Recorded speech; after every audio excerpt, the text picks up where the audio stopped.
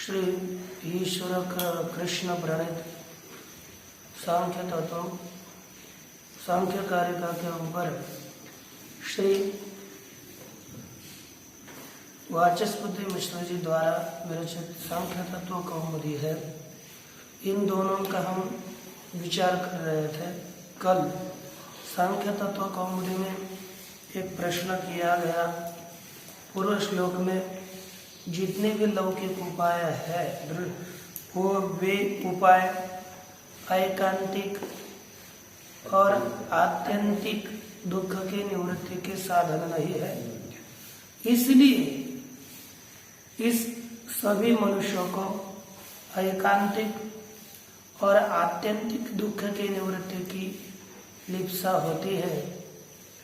इसलिए शास्त्र विषयक जिज्ञासा सफल है। ये सिद्धांति का कथन था। उसमें पूर्व पक्ष ने न शंका करी, यद्यपि लौकिक उपायों में आप दोष दे सकते हैं, लेकिन जो वैदिक उपाय है वो वैदिक उपाय तो साधन बन पाएगा, है ना। लौकिक उपाय में यदि दोष हो तो भी वैदिक उपाय ये आत्यंतिक और ऐकांतिक दुख के निवृत्ति का साधन हो जाएगा। इस तरह इसके पूर्व में पूर्व पक्ष ने शंका करी। उसके लिए एक दो प्रमाण रूप से भी कथन किया। उसका उत्तर आज के इस पाठ में देंगे कि ये आपने जो कहा वह ठीक सा नहीं है। देखिए उत्तर। दृष्टवदानुश्रविकः स यशुद्धीक्षयातिशययुक्तः स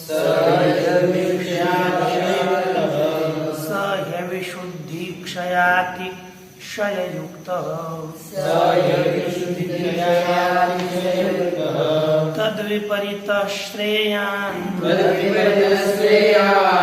व्यक्ताव्यक्तज्ञ विज्ञानात्। देखिए हम आज के पाठ में विचार करेंगे। पहला का कल तो प्रश्न देखा था कि कौन सा उपाय श्रेष्ठ है, कौन सा श्रेष्ठ नहीं है। पक्ष ने कहा जैसे वैदिक अच्छा है उसी लौकिक इसमें दोष दे सकते हैं, लेकिन वैदिक तो ठीक है। यहाँ पर उसका उत्तर देते हुए सिद्धांत ने कहा आनुश्रविक दृष्टवत, जैसे लौकिक उपाय तद्वत आनुश्रविक अर्थात वैदिक उपाय दृष्ट उपाय की तरह ही है। अर्थात दृष्ट उपायों में जैसे दोष है उसी तरह वैदिक उपाय में भी दोष है। क्यों कहते सह स अर्थात वैदिक उपाय अविशुद्धि क्षयातिशय युक्त। कैसे अविशुद्धि अर्थात विशुद्धि अर्थात विशेष रीति से शुद्धि। जहां पर विशेष रीति से शुद्धि नहीं है वह है अविशुद्धि अर्थात मलिनता अशुद्धि। क्षय और अतिशय इनसे युक्त वैदिक उपाय भी है। उसमें भी ये स्वरूप रहते हैं। इसलिए तद्विपरीतः श्रेयान्, इस वैदिक उपाय से विपरीत जो ज्ञानोपाय है यहाँ पर आनुश्रविक इस अर्थात वैदिक उपाय से ये जो कथन किया, इससे केवल वेदांतर्गत कर्म कलाप का ही ग्रहण करना है, कर्म कांड का ही आनुश्रविक इस पद से ग्रहण किया है, क्योंकि वक्तुर इच्छा तात्पर्यम, इस न्याय से वक्ता को जो बोलना है वह ही ग्रहण किया जाता है। वैदिक कर्मकांड से अतिरिक्त जो ज्ञान कांडात्मक उपाय है उसका यहाँ पर ग्रहण नहीं किया गया। ज्ञान कांड आनुश्रविक पद से नहीं किया, तद विपरीत श्रेयान पद से ग्रहण किया है। तो देखिए, तद विपरीत ये जो वैदिक कर्मकांडात्मक उपाय है उससे विपरीत विरुद्ध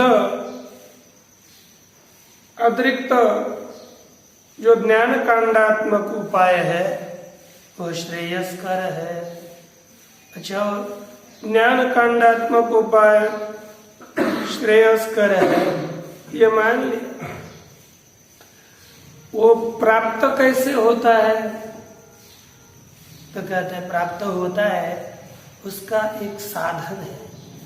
उसी कारिका में अंतिम पद में दिया व्यक्ता व्यक्तज्ञ विज्ञानात्, तीनों के ज्ञान से यह ज्ञान प्राप्त होता है। किसका किसका ज्ञान? व्यक्तंच व्यक्तश्च व्यक्तश्च ज्ञश्च ते व्यक्ता व्यक्तज्ञ ज्ञाः तेषां विज्ञानम् इति व्यक्ता व्यक्तज्ञ विज्ञानम् तस्मात् व्यक्ता व्यक्तज्ञ विज्ञानात्। कहा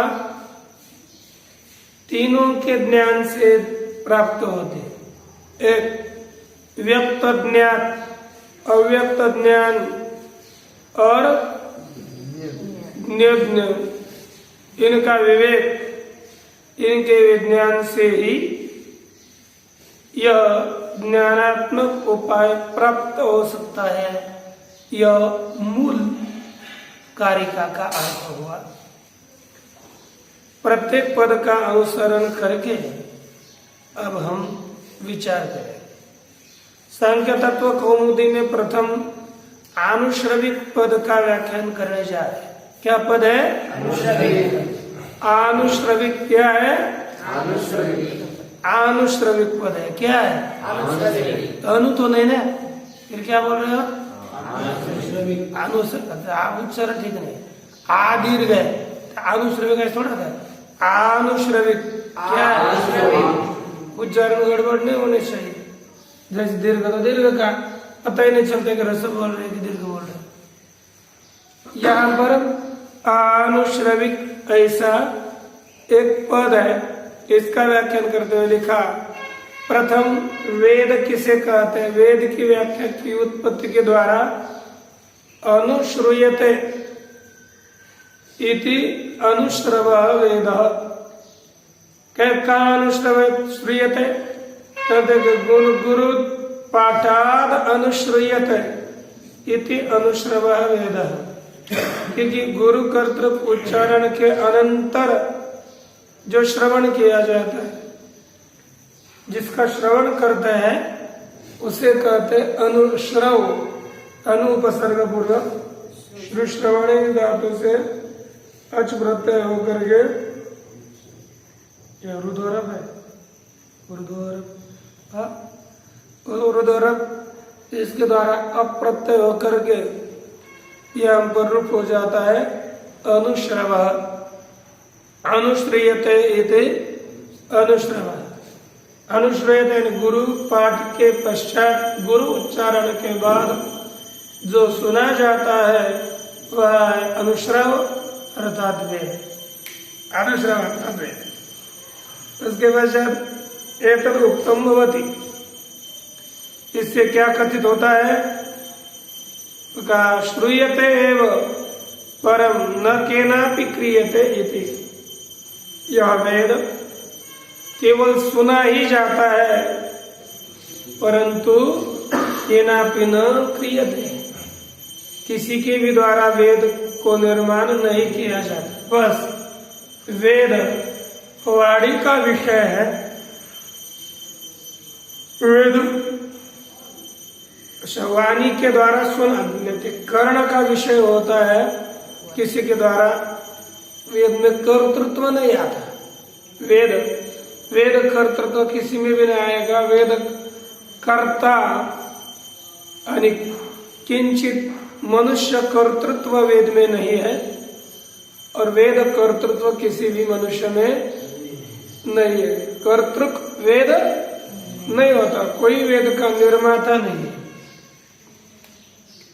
इसलिए कहा भगवान परमात्मा में ने ही यो ब्रह्मांडं विदधाति पूर्वं यो वै वेदांश प्रणोति तस्मै तमहदेवमात्म्य बुद्धि प्रकाशम मुक्षुर्वै शरणमहं प्रपद्ये। यही क्योंकि प्रलय ब्रह्मदेव से अभिव्यक्त होया लगता है उनको, लेकिन ब्रह्मदेव को भगवान परमात्मा ने ही वेद दिए थे। ऐसे भगवान परमात्मा को हम नमस्कार करते हैं। ऐसे वाक्य है स्वयंभुरेश भगवान वेदो गीता स्वया पुरा शिवाद्य पुरुष भरता का पर्यंता स्मारतारोस्यन कारका। जितने भी है भगवान यह वेद रूप भगवान स्वयंभू है, बस उसका पूर्व में गायन किया।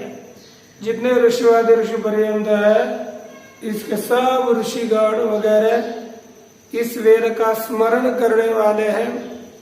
इस वेद के जनयिता ये कोई नहीं। इसलिए अनुश्रव शब्द का अर्थ क्या हुआ? हाँ, अनुश्रव शब्द का अर्थ क्या हुआ? फिर क्या सो रहा होगा? वेद भी नहीं समझ में आता। अच्छा, तत्र भव यदि अनुश्रविकः अनुश्रवे भवः, बोला करो ऐसे फिर जैसे मूर्ख जैसे शांत बैठे रहते, कोई पता नहीं चलता। क्या पद है? तत्र भवः अनुश्रविकः। तत्र भव इस सूत्र के द्वारा यहाँ पर ठक प्रत्यय करके आनुष्ठ के द्वारा ही पुनः तदेश तिथि च इसके द्वारा अधिवृद्धि होकर के बन जाता है आनुश्रविक। आनुश्रव इक आनुश्रविक। यहाँ पर किसी को लगेगा कि वेद से यह उपाय उत्पन्न हुआ है, उत्पन्न हुआ यह अर्थ नहीं लेना। इसलिए ग्रंथकार करते हैं तत्र प्राप्त, यानी वेद में प्राप्त हुआ जो उपाय, अर्थात वेद में ज्ञात हुआ जो उपाय प्राप्त करता है क्या? ज्ञात इति यावत् वेदे ज्ञातः अनुश्रवे भव, अर्थात अनुश्रवे ज्ञातः अनुश्रविकः। यह ग्रंथकार अर्थ करते हैं। अनुश्रविकोपि कर्म कलापो। अब ये उपाय तो ज्ञान रूपी उपाय ले, योग्य ज्ञान है भी तो वैदिक है, और कर्म कला भी वैदिक है। इन दोनों का भी ग्रहण इस अनुश्रविक पद से करने के लिए अपेक्षा तो होगी सहज। तो यहाँ पर ग्रंथकार ने स्पष्ट किया अनुश्रविक भी उपाय, अर्थात कर्म कला रूप अनुश्रविक उपाय। कौन सा उपाय? वैदिक कोई लेना है, कर्म कांडात्मक जो वैदिक उपाय है वह भी कैसा ग्रंथकार आगे कह रहे दृष्टेन तुल्यो वर्तते। जैसा दृष्ट उपाय उसी दृष्ट उपाय के समान वैदिक उपाय है। क्यों उसके समान है? दुष्ट में क्या दोष था? का दुष्ट में दृष्ट उपाय में ये था वह एकांतिक आत्यंतिक दुख के निवृत्ति का कारण नहीं था दुष्ट उपाय। वैसे ही वैदिक उपाय भी एकांतिक आत्यंतिक दुख प्रतिकारानुपायत्वस्य तुल्यत्वात्, यह भी उपाय, वैदिक उपाय भी एकांतिक आत्यंतिक दुख का प्रतिकार करने का उपाय नहीं है। और जैसे वैदिक उपाय भी एकांतिक और आत्यंतिक दुख के निवृत्ति का उपाय नहीं है। जैसे दृष्ट उपाय में एकांतिक आत्यंतिक दुख निवृत्ति का उपाय नहीं हो सकता, वैसे दृष्ट उपाय वैसे ही वैदिक उपाय भी, दोनों में भी एकांतिक आत्यंतिक दुख निवृत्ति दोनों उपायों से नहीं हो सकती, इसलिए दोनों में समानता है। वही समानता बताई, एकांतिक आत्यंतिक दुख प्रतिकारानुपायत्वस्य उभयत्रापि तुल्यत्वात्, उभयत्र अर्थात लौकिके वैदिके कर्म कलाप समान ही दोष है, दोनों भी एकांतिक आत्यंतिक दुख निवृत्ति के उपाय नहीं है। यहाँ पर एक शंका करने जा रहे हैं आगे, यह उपाय तो नहीं है। आगे का यद्यपि च आनुश्रविक इति सामान्याभिधान, अनुश्रविक सामान्य, अनुश्रविक कर्म कलाप लेना है कि ज्ञान कांडात्मक उपाय लेना है, यह कोई तो नहीं कहा। सामान्य जो का साधारण शब्द होता है, मनुष्य, यहाँ पर मनुष्य बैठकर पाठ सुन रहे हैं। अब यहाँ पर मनुष्य कहेंगे तो सभी आ जाएंगे, का हर्ष दिया अकेला मनुष्य दूसरे जा में रहे, थोड़ी बात है। एक को हमको लेना है, ऐसी बात नहीं। सामान्य नाम है और सामान्य नाम कथन करने पर सबका ग्रहण होता है। वैसे अनुश्रविक ये सामान्य नाम होने से जितना भी वैदिक उपाय है, कर्म कलापात्मक हो अथवा ज्ञान कांडात्मक हो, सभी उपाय अनुश्रविक पद से प्राप्त है।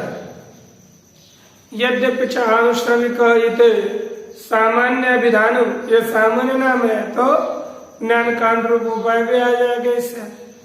तो उत्तर दे, तथापि कर्म कलापाभिप्रायम द्रष्टव्यम, सामान्य नाम है तो भी यह नाम केवल कर्म कांडात्मक जो कर्म समुदाय है उसके अभिप्राय वाला तद विषय के समझना चाहिए। क्यों? विवेक ज्ञान से अपि अनुश्रविकत्वा, क्या कहा? विवेक ज्ञान भी अनुश्रविक होने से, क्योंकि विवेक ज्ञान भी अनुश्रविक मान्य है, इसलिए केवल कर्म कांड विषयक ही अनुश्रविक पद को ग्रहण करना चाहिए। क्योंकि यह आगे इसके विषय में प्रमाण एक दिया कि प्रमाण है क्या यह विवेक ज्ञान में वैदिक है, इसलिए क्या प्रमाण है? कोई पूछेगा तो उत्तर देते हैं, अरे आत्मावारे द्रष्टव्य, यहाँ पर लिखा है ज्ञातव्य है ना, आत्मावा अरे द्रष्टव्य। मैत्रेय को याज्ञवल्क्य जी कहते हैं, अरे मैत्रेय आत्मा द्रष्टव्य, आत्मा का साक्षात्कार करना चाहिए। अच्छा, आत्मा को पृथक समझना चाहिए, किससे? कहते हैं पृथक प्रकृति तो विवेक्तव्य, प्रकृति से आत्मा अलग है ऐसा विचार करना चाहिए। कैसा विचार? इस टीका में एक दो चार शब्दों में लिखा कि विवेक कैसा की? प्रकृति अचेतना जड़ा, प्रकृति अचेतन है, जड़ है। पुरुषस्तु चेतनो अजड़ा, पुरुष कैसा है? चेतन है और अजड़ है, जड़ नहीं। दूसरा, प्रकृति जगत कर्त्री, प्रकृति जगत की कर्त्री है, पुरुष उसके विपरीत है। पुष्कर पलाशवत निर्लेपत्वेन अकर्ता, पुरुष पुष्कर पलाश की तरह है। पुष्कर अर्थात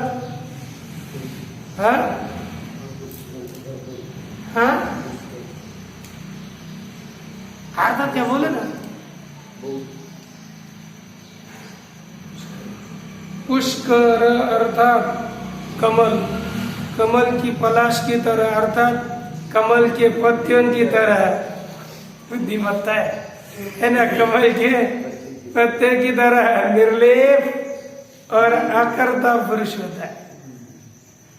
उदासीन है पुरुष, उदासीन।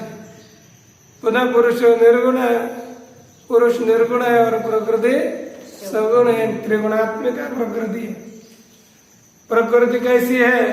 अंध है और पुरुष चैतन्य रूप प्रकाश गुण से युक्त पुरुष होता है। इस प्रकार प्रकृति से अलग पुरुष है, ऐसा विवेक करना चाहिए। अच्छा, अब न स पुनरावर्तते, जो इस तरह विवेकी पुरुष है, ज्ञानी पुरुष है, वह पुनः वापस नहीं आता। अब इस प्रतिज्ञा में जो कहा तद विपरीत श्रेयान क्षयाति क्षय युक्त,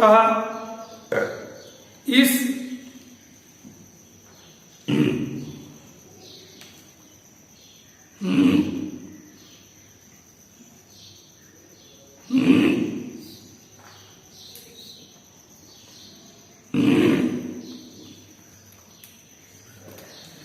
यही कहा जिससे हेतु इस प्रतिज्ञा में हेतु बता रहे हैं। स यविशुद्धि क्षयातिशय युक्त, वह उपाय अविशुद्धि अर्थात अपवित्रता, क्षय और अतिशय इनसे युक्त है। अब कैसे यह वैदिक उपाय अविशुद्धि क्षयातिशय से युक्त है, ये बताना चाहिए कि नहीं? तो उसका पहला अविशुद्धि से अर्थात अपवित्रता से कैसा युक्त है, इसका प्रतिपादन यहाँ पर कर रहे हैं। लिखा सोमादि यागस्य पशु बीजादि वध साधनता। ये कौन सी अविशुद्धि है? जो सोमादि कोई भी याग हो, उस याग में पशु हिंसादियों का वध होता है। पशु हिंसादि जो वध है वह वध ही है ना, वध साधनता किसमें आता है? गाती है याग में, क्योंकि पशु की हिंसा याग में करनी पड़ती है। तो पशु हिंसा रूप जो वध हो गया, उसकी वध साधनता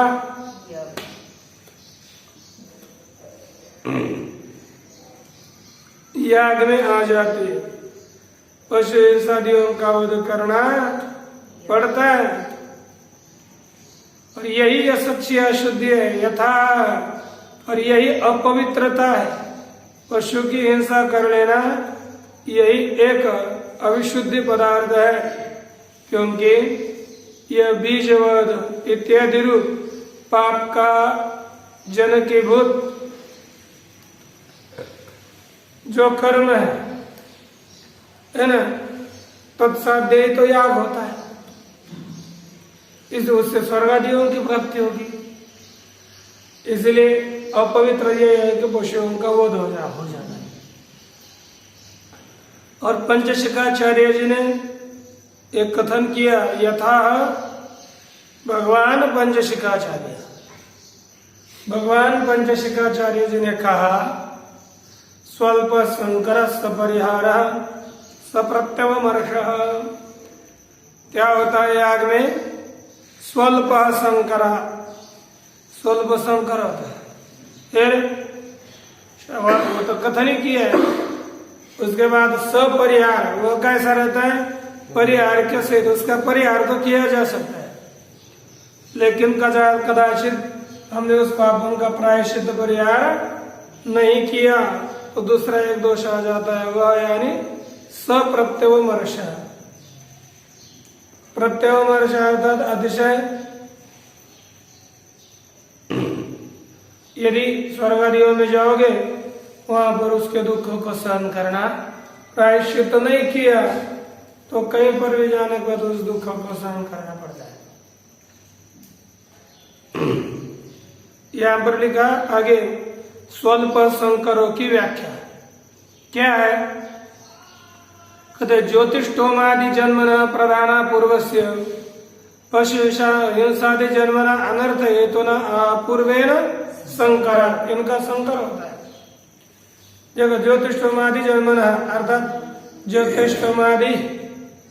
ज्योतिष्ठोमादिना जन्म यस्य स ज्योतिष्ठोमादि जन्म तस्य जन्म तस्य ज्योतिष्ठोमादि जन्मना, अर्थात ज्योतिष्ठोम इत्यादि से जिसकी उत्पत्ति हुई है, ज्योतिष्ठोमादियों के द्वारा जिसकी उत्पत्ति हुई है, ऐसे ज्योतिष्ठोमादि के उत्पन्न पदार्थ का ऐसा प्रधाना पूर्वस्य, कैसा पदार्थ है, कहते प्रधाना पूर्वस्य, और ये ज्योतिष्ठोमादियों से उत्पन्न हुआ प्रधान अपूर्व, जिससे साक्षात स्वर्ग की प्राप्ति होती है, पुण्य, ऐसा प्रधान अपूर्व।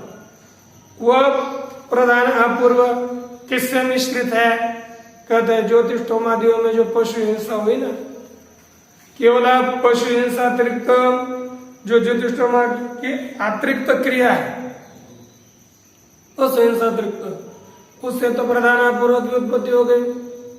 और पशु की हिंसा करेंगे उससे क्या उत्पन्न हुआ, वो कैसा है देखिए क्या कहते, पशु हिंसा आदि जन्मना अनर्थ हेतुना अपूर्वेण संकरा, कहा कि पशु हिंसा आदि जन्मना, पशु की हिंसा से उत्पन्न होने वाला जो अनर्थ हेतु रूप अपूर्व, कैसा अपूर्व है, पशु की हिंसा से उत्पन्न होता है कि नहीं होता, बोले नहीं होता, क्या उत्पन्न होता है पशु हिंसा से, पुण्य है कि नहीं, फिर अर्थात पाप उत्पन्न होता है। अनर्थ का हेतु जो अपूर्व है, पाप है, उसके साथ पुण्य का संकर हो जाता है। यज्ञ करोगे तो इस यज्ञ में कुछ पशु हिंसा होती है तो उससे पाप होता है, और आहुति इत्यादि कर रहे हैं तो उससे पुण्य होता है। तो यहाँ पर दोनों का मिश्रण हो गया, अर्थात खिचड़ी हो गई, है ना, खिचड़ी हो गई, लोक में खिचड़ी हो गई तो वो दुर्दशाग्रस्त होती है, वो फार घातक होती है। लोक में कर लेते हैं खाने के लिए, लेकिन यदि इसमें करोगे, लोक में हो गया तो फिर वर्ण संकर पैदा होता है। वर्ण संकर होने से पिंडोदक देने का भी हानिकारक खाया जाता है।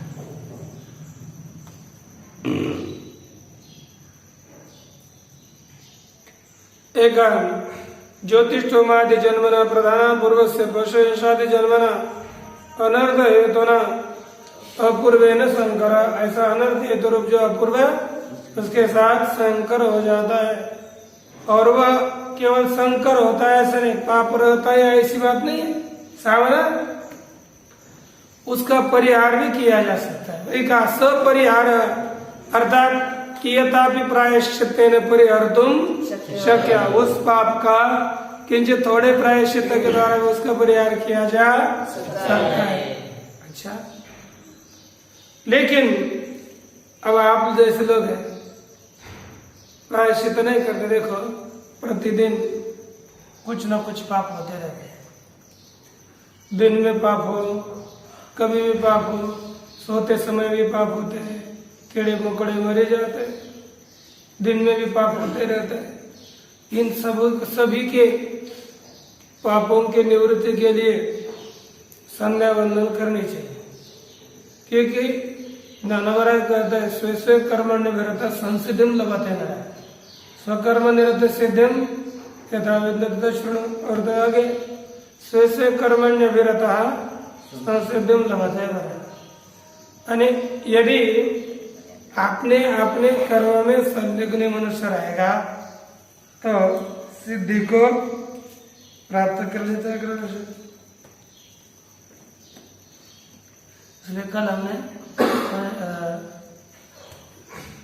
दंडकरण का प्रश्न एक प्रवचन सुना, उसमें देवान भावयता नित्य देव भावयंतो इस श्लोक के ऊपर विचार कर रहे थे पूरा। उसमें उपनयन इत्यादि उनका कथन किया गया है, क्योंकि उसको जिसका जो कर्तव्य है उसको करना चाहिए। लेकिन हर्षद ऐसे सोएंगे तो कैसे हो जाएगा, है ना।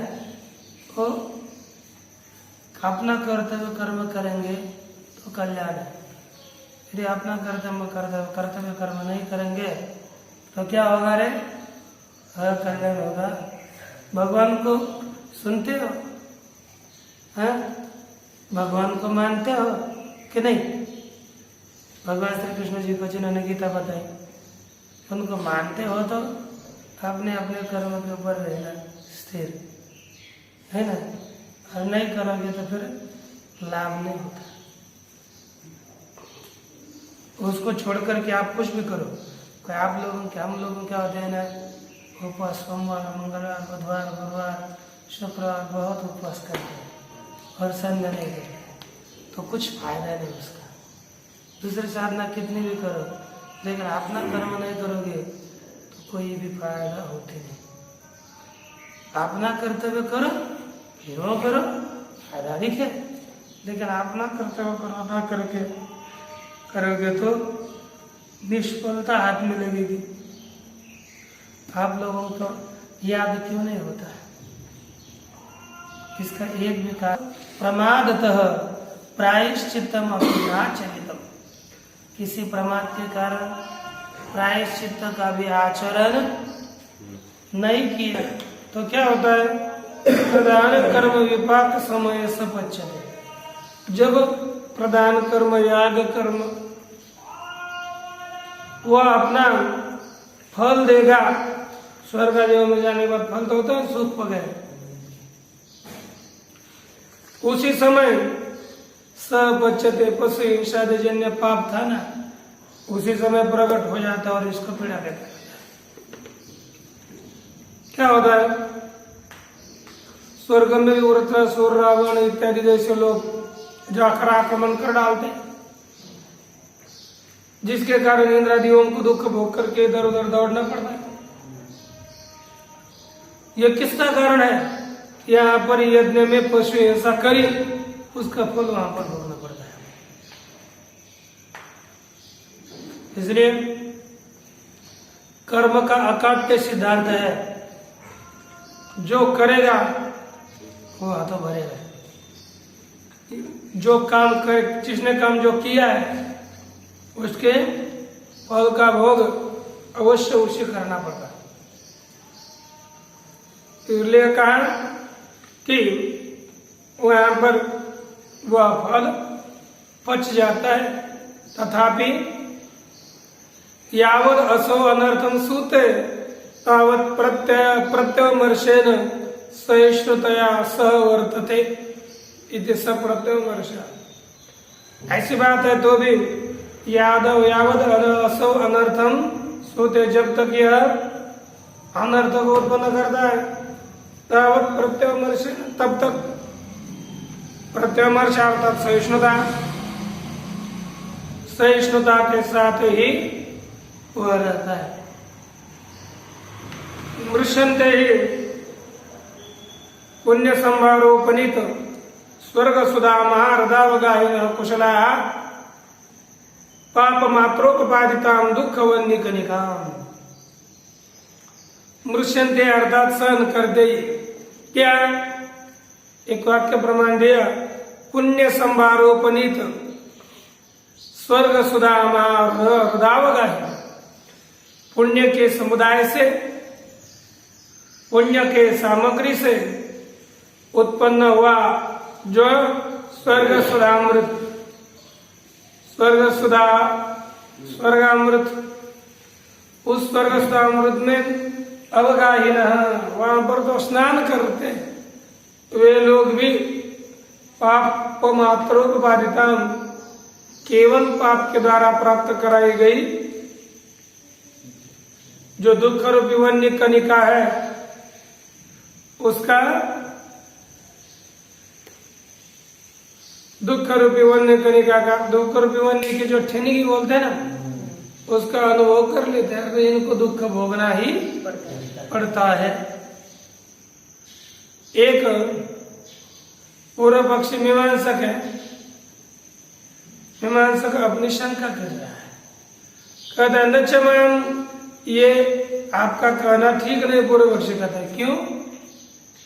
बोलता है कि न चमाम हिंसात् सर्वभूतानि इति सामान्य शास्त्रम विशेष शास्त्रेण अग्निशोम्यम पशुम आलभेत इति अनेन बाध्यते इति उक्तम इति युक्तम। कहते हैं कि मां हिंसात् सर्वभूतानि, क्या वाक्य है? ये सामान्य वाक्य है और विशेष वाक्य क्या है?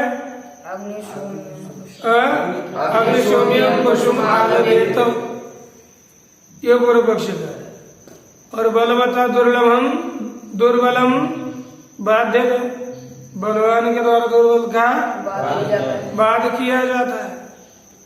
यह जो कहा कि मां हिंसा सर्व सभी प्राणियों की हिंसा नहीं करनी चाहिए और अग्निशोम्यम पशुम आलभेत, ये अलग वाक्य विशेष है। ये सामान्य वाक्य का विशेष वाक्य के द्वारा क्या होता है? बाध होता है। इसलिए यहाँ पर याग में जो कर्म किया जाता है उससे किसकी उत्पत्ति नहीं होगी?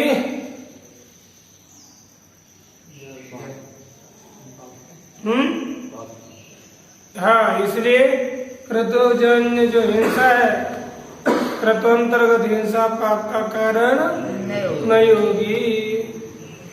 तो इसका उत्तर देते हैं ये आपका कहना ठीक नहीं, विरोधा, ये विरोध है ना, विरोधा भावात। अरे एक दूसरे का बात तब करेगा दोनों का विरोध हो, तब दोनों का बिल्कुल विरोध नहीं है तो कोई भी बलवान के द्वारा दुर्बल का बात नहीं कर सकता। कहते विरोधी ही बली ऐसा दुर्बलम बात देते, विरोध होने पर भी बलवान के द्वारा दुर्लभ का बात किया जाता है। नहीं नच्छे आस्ति कश्चित विरोध, लेकिन यहाँ पर मायेशा सर्वभूतानि और अग्निशोम्यम पशुमालभेत, इनमें कोई विरोध, क्योंकि दोनों का अलग अलग अर्थ है ना। क्या है? ये कहते हैं कि भिन्न विषय तो दोनों भिन्न विषय तो होने से तथा हिंसा इति निषेधेन हिंसायाः अनर्थ हेतु भावो ज्ञाप्य। न हिंसा सर्वभूतानि, इसके द्वारा जितनी भी हिंसा है वह अनर्थ के हेतु का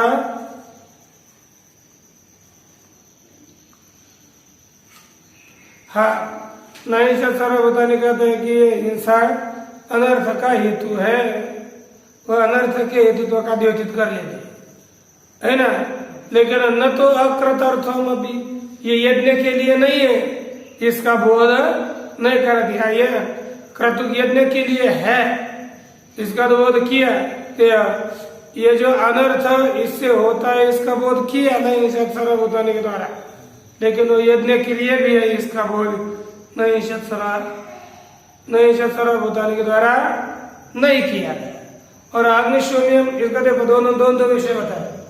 अग्निशोम्यम पशुमालभेत, यह जो वाक्य है, इस वाक्य के द्वारा पशु हिंसा या कृतोर्थम उच्चते, पशु हिंसा याग के लिए इसका प्रतिपादन किया, वह अनर्थ हेतु का कारण नहीं है, इसका बोध नहीं किया। तथा सती, यदि दो वैसे दो अर्थ मानेंगे तो वाक्य भेद प्रसंगात, और ये वाक्य भेद का प्रसंग आ जाएगा। और न च अनर्थ हेतुत्व कर्तुपकारकत्व कश्चित विरोध अस्ति। अनर्थ हेतुत्व और कर्तुपकारकत्व, इन दोनों में कोई विरोध नहीं है। हिंसा ही पुरुषस्य दोषम अपेक्षा आवक्षति, हिंसा पुरुष में दोष का कथन करेगी। क्रतुश्च उपकरिष्यति, और या का भी उपकार करेंगे, इससे दोष भी होगा और ये आपकी सफलता भी हो जाएगी। इतना मात्र कथन किया, आगे का विचार कर रहे